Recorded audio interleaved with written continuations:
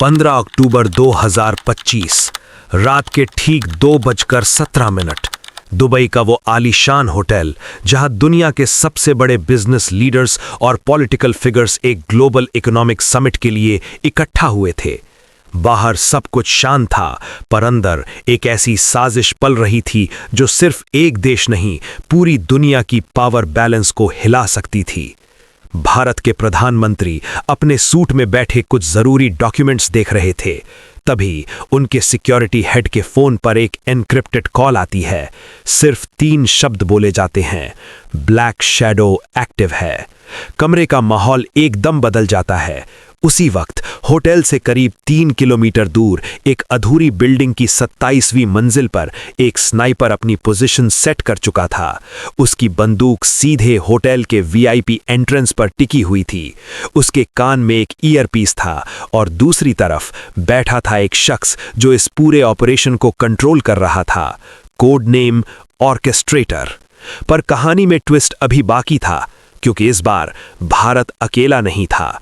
नई दिल्ली, रात के 11:47 national security adviser Ajit Doval एक अंडरग्राउंड वॉर रूम में बैठे थे। उनके सामने कई स्क्रीन जल रही थीं, सैटेलाइट फीड, डिजिटल मैप्स और रियल टाइम ट्रैकिंग। रॉ के एक ऑफिसर ने कहा, सर, हमें कंफर्म इंटेल मिला है, एक इंटरनेशनल हिट स्क्वाड एक्टिव है और उनका टारगेट पीएम है। डोभाल ने बिना समय गवाए कहा, अगर उन्होंने हमारे प्रधानमंत्री को छूने की कोशिश भी की तो दुनिया के नक्शे से उनका नाम मिटा देंगे। उसी वक्त रूस की खुफिया एजेंसी एसवीआर ने एक बहुत ही खतरनाक सिग्नल इंटरसेप्ट किया। यह सिग्नल दुबई और एक यूरोपियन लोकेशन के बीच जा रहा था, जिसमें सिर्फ एक लाइन थी, target will fall before sunrise. अब खेल शुरू हो चुका था।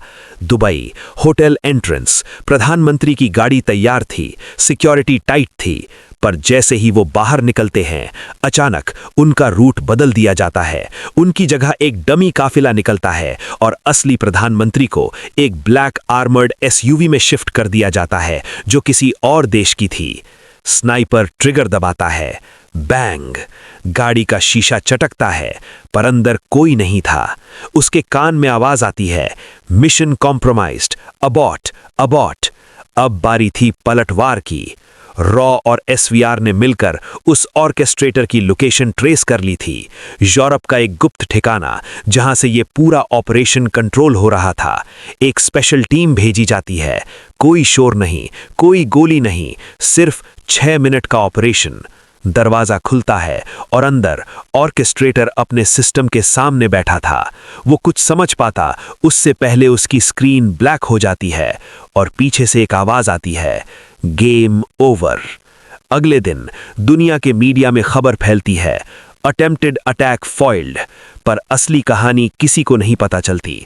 भारत के प्रधानमंत्री नरेंद्र मोदी सुरक्षित वापस लौट आते हैं और एक सभा में सिर्फ इतना कहते हैं, कुछ लोग अंधेरे में खेल खेलते हैं, पर उन्हें यह नहीं पता भारत अब रोशनी में नहीं, परछाइयों में भी देखता है।